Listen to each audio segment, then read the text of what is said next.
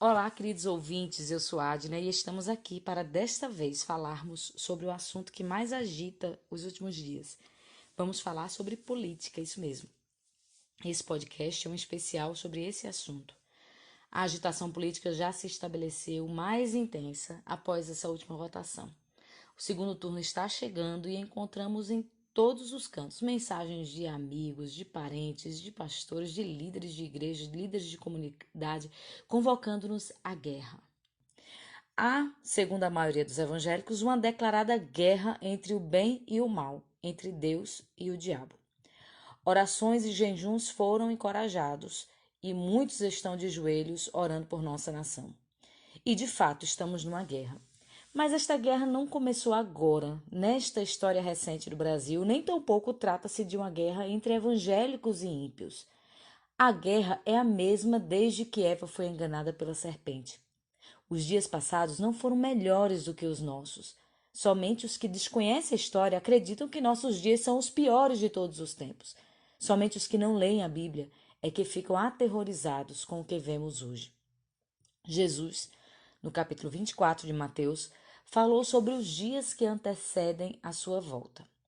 Enquanto ele caminhava em Jerusalém, os discípulos admiravam a estrutura do templo.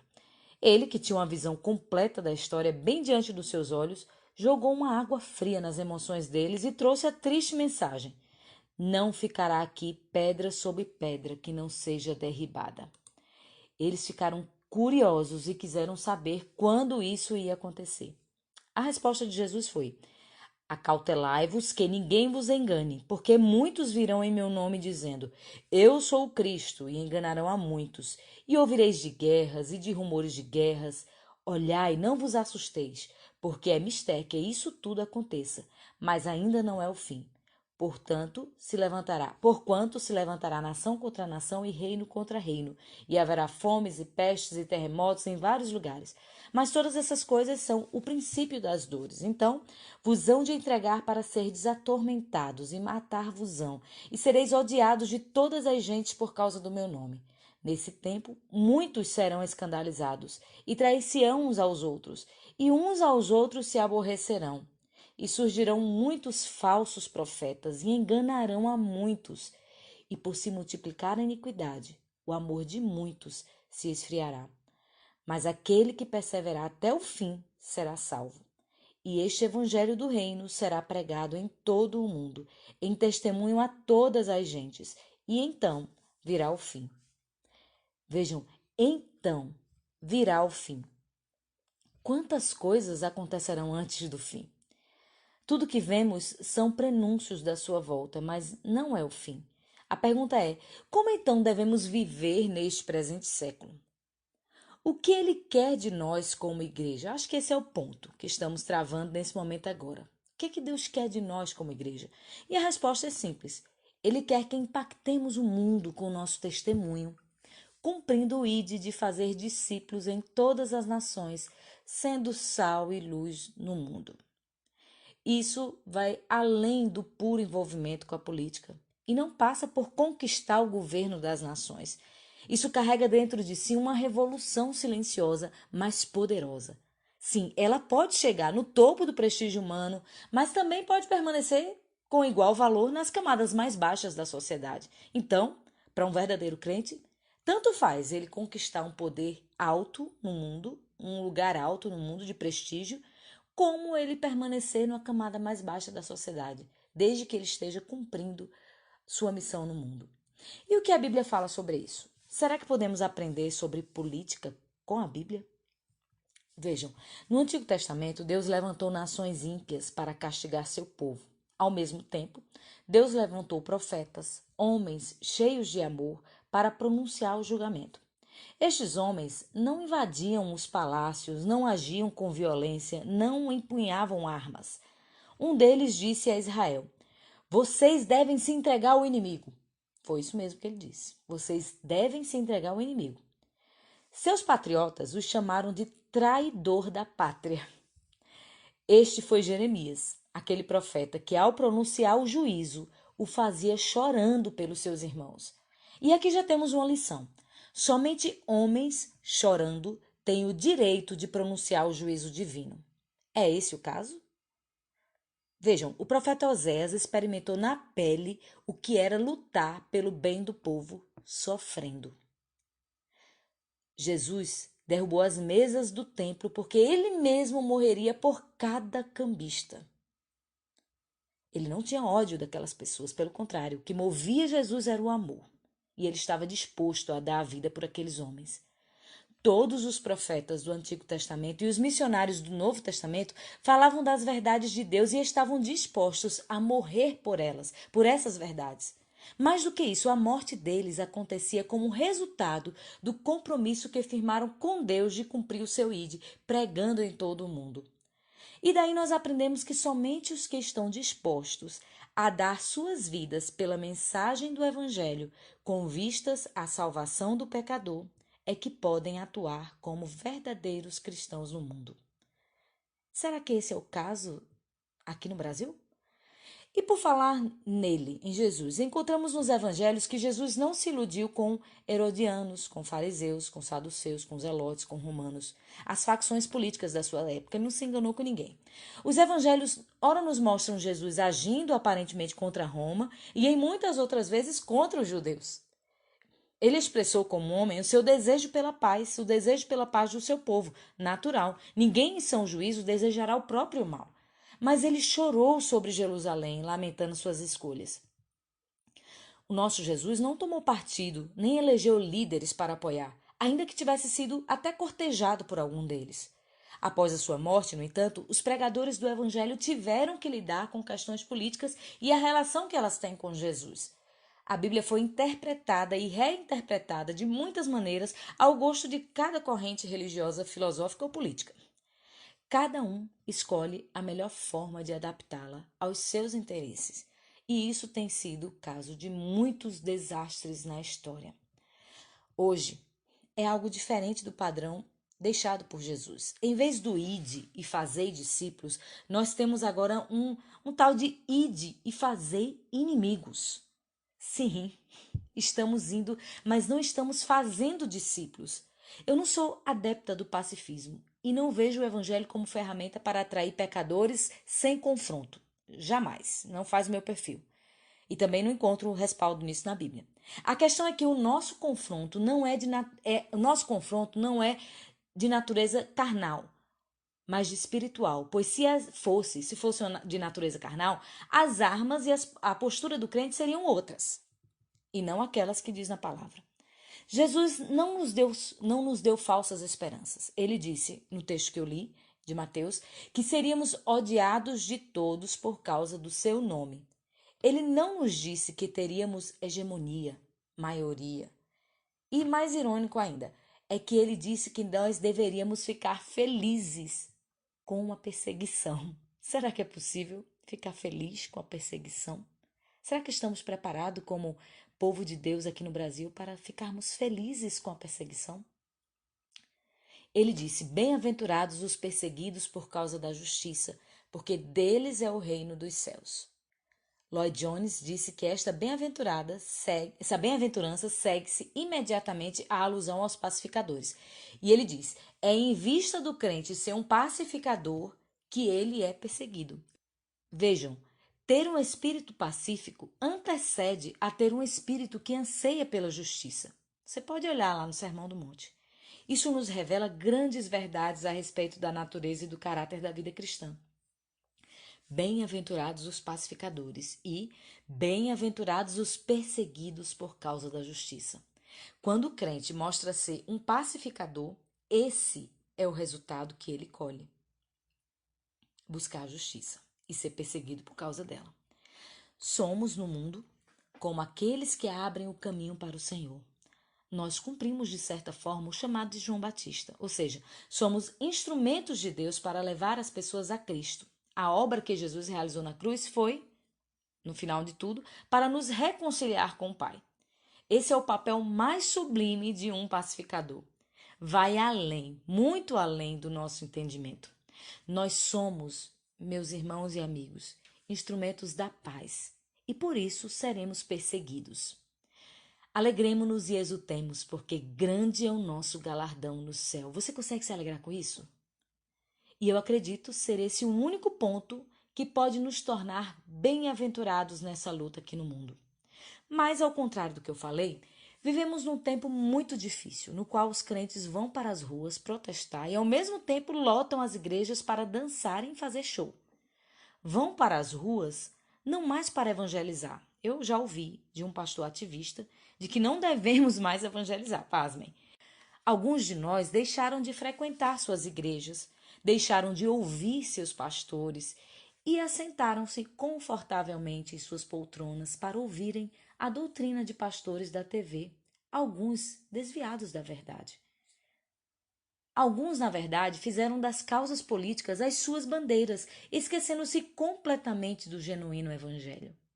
Outros estão embriagados com a sabedoria do mundo, o secularismo moderno, e nem percebem que se o grão de trigo caindo na terra não morrer, fica ele só, mas se morrer, dá muito fruto. Não percebem que a sabedoria humana torna a cruz de Cristo vã. No Brasil, o número de evangélicos cresceu muito, mas isso não quer dizer absolutamente que os princípios cristãos necessariamente estão prevalecendo em nossa nação. A qualidade do nosso cristianismo é fraca, muitas vezes até mesmo anti-evangélica.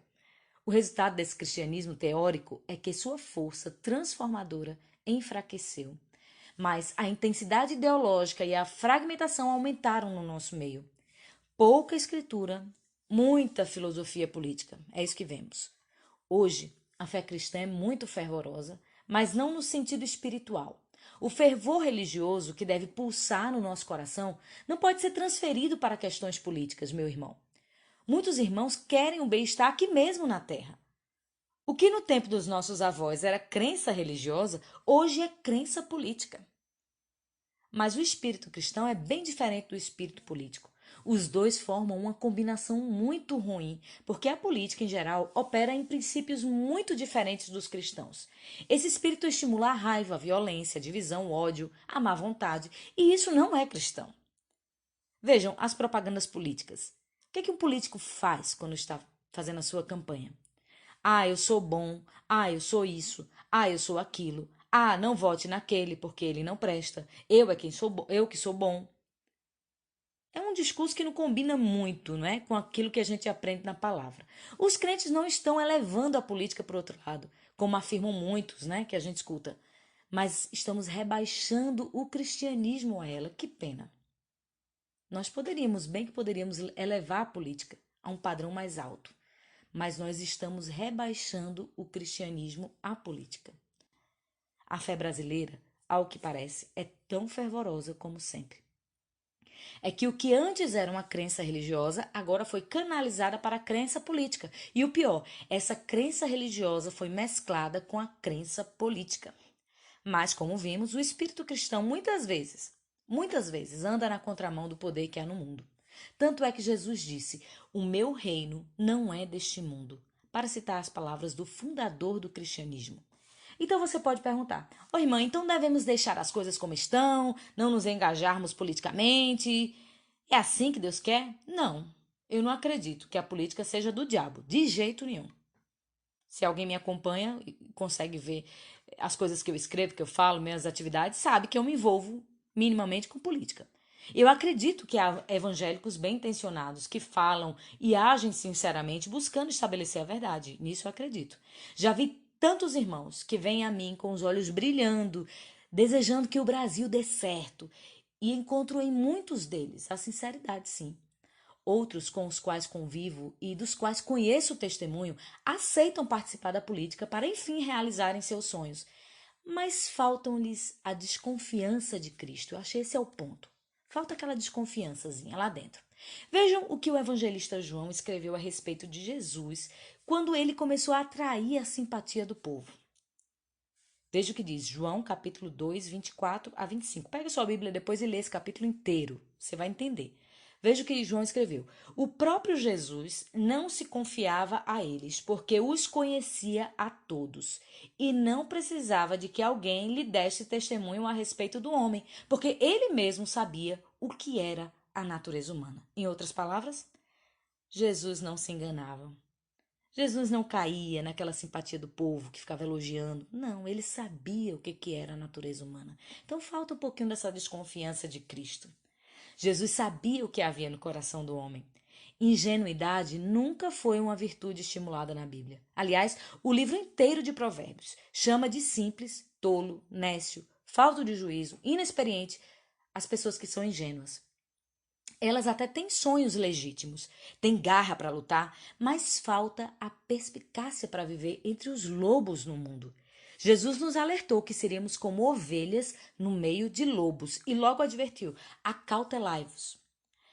Pedro avisou aos líderes que nos acalentariam como fez o vendedor ardiloso quando quer vender produtos com palavras mentirosas. Tudo para tirar vantagem de nós. Ele alertou a igreja disso. Pessoas assim não temem a Deus, vivem na prática do pecado, mas precisam de nós para aumentarem seu poder. E o grande desafio para os verdadeiros discípulos de Jesus é mostrar qual é a natureza do reino de Deus e de onde vem o seu poder. O que nós precisamos, como embaixadores do céu no Brasil, é, antes de tudo, aplicar os princípios do reino a todas as áreas de nossas vidas. E isso implica em avaliar a vida daqueles que nos governarão, sem, no entanto, colocar as esperanças na pessoa deles. Estamos do lado do que é certo e rejeitamos o que é errado, pois nós amamos a justiça e a verdade. Nessa posição, é claro, como habitantes deste mundo, nós escolheremos o que mais se aproxima com os ideais divinos que nós valorizamos, sabendo sempre que são meros mortais esses homens, instrumentos de Deus para livramento ou castigo do seu povo. Essa é a verdade. Tenhamos cuidado com as orientações de milhares de pensadores não convertidos que há aí no mundo. Homens e mulheres que não sabem o que é sentir as suas próprias misérias, lamentar e chorar. Homens e mulheres que estão em busca apenas de mais seguidores e admiradores que se converterão em eleitores mais na frente. Aqueles que usam afronta com afronta, calúnia com calúnia, palavrão com palavrão, briga com briga. Esses não são verdadeiros servos de Deus. Deus não nos chamou para isso. Nossa guerra aqui, meus irmãos, não é contra as pessoas, mas contra o pecado, contra o mal. Precisamos ter muito cuidado para não misturarmos assuntos políticos com os assuntos de fé. Eu admiro muito Daniel e seus amigos. Eles souberam viver no meio dos babilônios com sabedoria e fé, sem provocarem tumultos ou guerras religiosas. As pessoas do mundo precisam nos ver como igreja de Deus, coluna e firmeza da verdade, embaixadores do céu e não como antigrupos específicos. Nós somos igreja, estamos aqui para defender as verdades de Deus. Nós lutamos contra o pecado, mas nós clamamos pelas vidas. Não convém que sejamos ofensivos com o próximo, nem insensatos, nem tolos, e nem ao menos convém que fiquemos exibindo a nossa fé cristã para provocar os outros. Basta-nos ser como Jesus para que as perseguições se tornem inevitáveis. O Evangelho de Jesus não está interessado num debate hipócrita. O conceito de retidão e santidade deve ser visto na vida daquele que leva essa preciosa mensagem. É por isso que me dói ver que os que se levantam contra as imoralidades do nosso país sejam homens de condutas duvidosas. Eu acredito num cristianismo que pode mudar a cultura de um povo. Acredito no cristianismo que penetra em todas as áreas da vida dos seus seguidores, na vida pública e na vida privada, e muda as atitudes, palavras e pensamentos. Mas o poder do reino de Deus não vem com imposição nem com força aparente. Ele age como um fermento dentro de uma massa, como uma pequena semente que morre, explode dentro de um subsolo propício e gradualmente cresce, formando uma bela árvore cujos galhos enormes produzem sombra tanto para um beija-flor, que é lindo, como para um urubu ou uma coruja, um bicho feio. O cristianismo que eu aceitei age na cultura, trazendo a razão, pessoas comuns do povo, dando-lhes senso de responsabilidade e dignidade, fazendo-os voltar os olhos para si mesmos e para a cura dos seus próprios males. Limpa primeiro o copo interiormente, para só então limpá-lo exteriormente. E então, professores, médicos, mães, empresários, comerciantes, artistas, comunicadores levam para onde estão o poder de uma vida transformada. E como em todo o ajuntamento de pessoas, Haverá sim pessoas habilidosas com as causas do povo que se levantarão para discutir assuntos do interesse das coisas daqui da terra. Essas pessoas sabiamente conduzirão suas vidas pautadas na verdade do Evangelho, legislando, julgando ou administrando as coisas do povo com justiça e retidão. E aqui você entendeu. Podemos ter deputados, vereadores, podemos ter juízes, ministros, podemos ter presidentes, governadores, prefeitos, que são crentes, servindo ao Senhor nos seus trabalhos, glorificando a Deus. Isso tudo é possível, desde que estejamos comprometidos primeiramente com o reino de Deus e com a sua justiça, vigiando em todo o tempo para que as seduções do mundo não nos atraiam a ponto de perdermos de vista o eterno por causa do que é temporal. Todas as áreas humanas de atividade, desde que honestas, elas podem e devem ser ocupadas por crentes sérios. Mas não devíamos privilegiar umas e outras. Devíamos antes, como Igreja de Deus, pregar o genuíno evangelho que transforma ladrões, prostitutas, adúlteros, homossexuais, religiosos idólatras ou quaisquer outras classes de pecadores, lembrando sempre que o reino de Deus não é daqui e que somente quando ele nos buscar é que teremos satisfeitas as nossas ânsias pela verdade, pureza e justiça. Finalmente, irmãos, daqui a alguns dias estaremos decidindo o próximo governante do nosso país, bem como do governo estadual de alguns estados, aqui no nosso também. Do que temos, fiquemos com aqueles que mais se aproximam dos nossos princípios cristãos. É essa mensagem que eu tenho para deixar. O presidente Bolsonaro que nós temos hoje não é Messias, mas pode ser uma ferramenta de Deus, sim, nos próximos 4 anos para o nosso alívio nas questões de liberdade. Mas não esqueçam de que nenhum desses homens vai trazer o reino de Deus, nem ponham neles a sua confiança. Nós aqui, dependendo da escolha, teremos mais oportunidade de avançar o reino de Deus no Brasil ou não. Nós, os crentes, poderemos ter um período de trégua para assentarmos as bases de uma visão cristã mais sólida, de um evangelho mais comprometido com as vidas em vez do poder humano. É esse o ponto e somente esse ponto. Votar em Bolsonaro com o ímpeto religioso e não aproveitar esse tempo para viver e espalhar a verdade não terá proveito algum. Se a nossa luta ela é meramente política, para colocar alguém e nós continuarmos do jeito que nós estamos, com o evangelho que nós estamos vivendo, de nada serve. E é isso que está nos faltando. Menos visão política e mais visão do reino. Bolsonaro não poderá fazer nada além de facilitar o avanço do reino de Deus para nós, crentes e igreja. Nós, que somos os Neemias de Cristo, é que devemos aproveitar o tempo e arregaçar as mangas para reconstruir os muros, ensinando nossas crianças e jovens, atuando nos espaços públicos e privados, estimulando os anciãos a compartilharem sua sabedoria e promovendo o verdadeiro papel da mulher no mundo, assim como estimulando os homens a agirem sabiamente nas portas da nossa cidade, sabendo que dias difíceis virão e quem sabe se essa não é uma porta para avançarmos em todas as esferas da vida, levando os princípios do reino de Deus. Por isso, meus irmãos, voltemos com essa consciência de que ano que vem pode ser um ano de misericórdia do Senhor para com o seu povo e um novo começo para nós.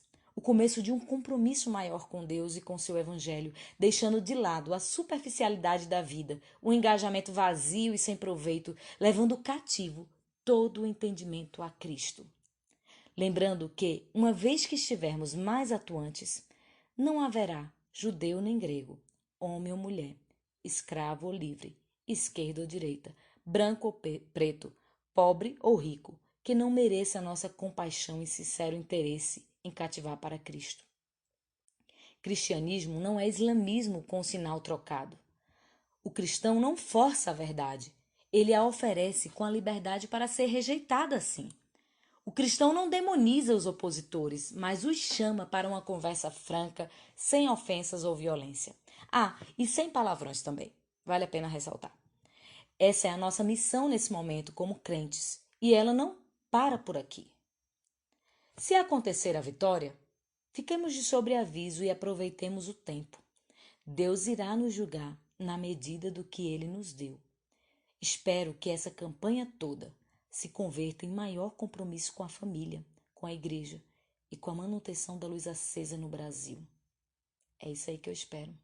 Eu vejo tantas pessoas falando de família, de igreja, de liberdade para falar de Deus. E eu penso, quantos de nós estamos fazendo isso? Quantos de nós temos compromisso de fato com a nossa família, em levá-la aos pés do Senhor, no culto doméstico? Quantos de nós desliga a televisão para sentar e ler um livro com os filhos? Quantos de nós estão frequentando de fato a igreja, participando da comunhão na igreja, da ceia? Quantos de nós estamos testemunhando no mundo o Evangelho de Cristo? Quantos? E eu penso a política dessa forma. Votemos com temor, sem a paixão própria dos ímpios. Esse é o perfil do verdadeiro cristão. E se você discorda de mim, eu peço que examine as coisas de diferentes ângulos e perspectivas, entendendo que a verdade tem outra face, que é a face da misericórdia. Não se permita ficar tão profundamente apegado às suas próprias opiniões que favorecem somente o que você está acreditando.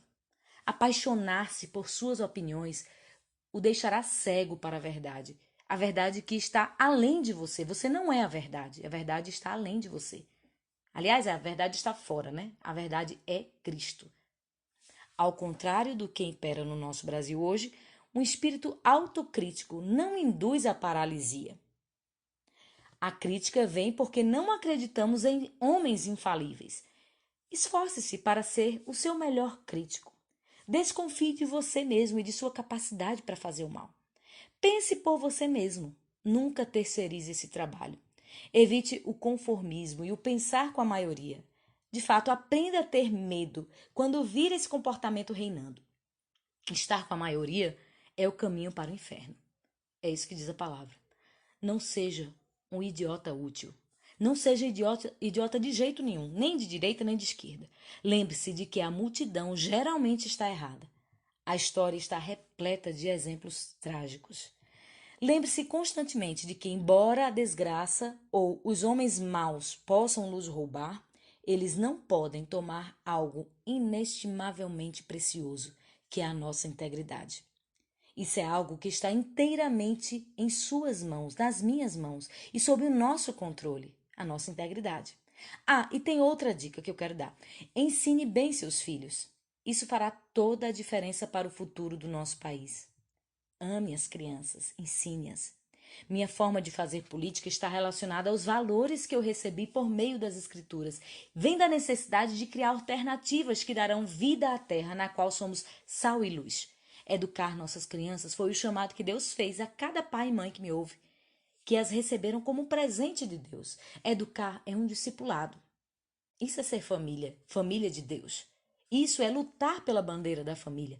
Precisamos, como cidadãos do céu, não sermos identificados apenas por aquilo que criticamos. Ideologias, escolas como lugar de doutrinamento e distanciamento dos pais, das suas responsabilidades naturais e coisas semelhantes a essas. Nós precisamos oferecer algo melhor do que simplesmente opor-se ao que é errado. Precisamos vencer o mal com o bem, trabalhando nos lares em prol do nosso país, não somente nos ambientes públicos. Somos, claro, chamados para arregaçar as mangas e buscar resultados na justiça e na política, na ciência, no ensino, na arte, na música, em tudo na vida, como eu falei aqui para vocês. Somos agentes da sua graça salvadora, mas também da bênção que ele tem para a nossa nação. Fazer política é, para o cristão, convencer as pessoas por meio da palavra cheia de sabedoria e prudência, e principalmente pelo exemplo de vida. Mas isso não deve estar limitado aos dias que antecedem as eleições. Os resultados devem ser buscados todos os dias na vida daqueles que se dispuseram a brilhar no mundo, tornando-se pessoalmente padrão de boas obras, ao mostrar integridade entre o que ensinamos e fazemos, reverência em todos os aspectos da vida, no desenvolvimento de uma linguagem sadia e irrepreensível. Desta forma, o adversário será envergonhado e não terá nada que dizer a nosso respeito. Esta é a grande comissão cultural, a chamada para criar uma cultura debaixo do senhorio de Cristo. Não usemos das armas humanas, mundanas. Não sejamos como Pedro, quando cortou a orelha do servo do sumo sacerdote, pois Jesus o repreendeu por fazer isso. Ainda hoje, Jesus nos repreende na forma como andamos no meio do povo, levando o seu nome. A guerra não é contra a carne e o sangue, não é contra pessoas, mas é contra um inimigo invisível que acredito ter sido enviado para humilhar as nações por causa da sua soberba. E o Brasil não está de fora.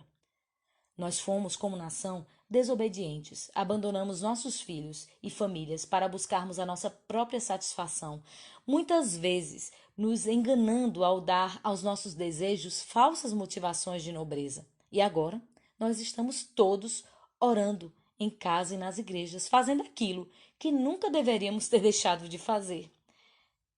Essa é uma convocação do Senhor. Ele está chamando a nossa atenção, voltando o nosso olhar para o lugar onde Ele quer começar a trabalhar a transformação, nas casas e nas igrejas locais. Você percebeu isso? Essas convocações todas estão movimentando as famílias e as igrejas? Sim, Ele está chamando a nossa atenção.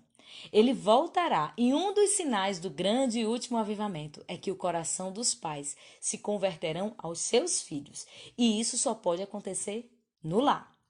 Quem é sábio entenderá esse despertar de Deus de uma forma diferente. Nosso país está passando por uma fase muito difícil. Como igreja, nós devemos interceder pela nossa pátria terrena. Deus nos colocou aqui para isso mesmo. Em meio a uma crise, o povo de Deus jejua. O vírus que adoece o Brasil é o inimigo e não as pessoas, e não os brasileiros.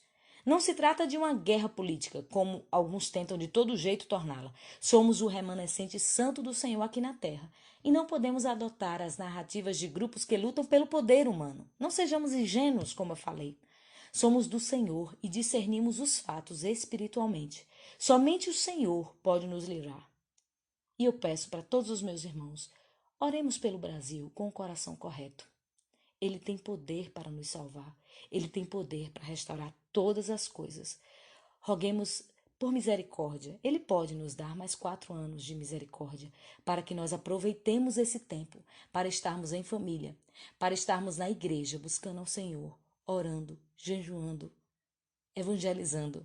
Não somente agora, no momento de crise. Vamos juntos orar pelo nosso país. Eu sou Adna e eu escrevo para o site femininamulher.com.br. Acesse nossas redes sociais pelo Facebook, Instagram e YouTube e os nossos podcasts em todas as plataformas de streaming. Compartilhe com seu amigo, com seu irmão. Vamos divulgar a verdade em todos os cantos deste mundo. Que o Senhor te abençoe.